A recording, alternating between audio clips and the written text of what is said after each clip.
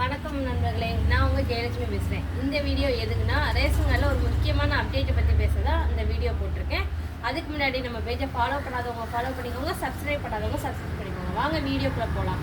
என்ன அப்டேட்டுன்னு கேட்குங்களா? ரேஷன் கார்டில் phone number இப்போ சில பேர் கல்யாணம் முடிஞ்சு வந்திருப்பாங்க, புது கார்டு போட போகிறீங்க, இல்லை மாமியார் கார்டோட இருக்கையில் மாமியாரோட ஃபோன் நம்பர் இருக்கும்.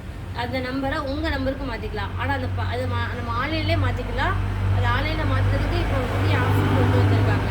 மெயின் அந்த பழைய ஃபோன் நம்பர் கையில் இருக்கணும், ஓடிபி வரும், அதை பார்த்து சொன்னதுக்கப்புறம் தான் புது ஃபோன் நம்பர் பார்த்தலாம். ஒரு செகண்டில் ஈஸியாக மாறிடலாம்.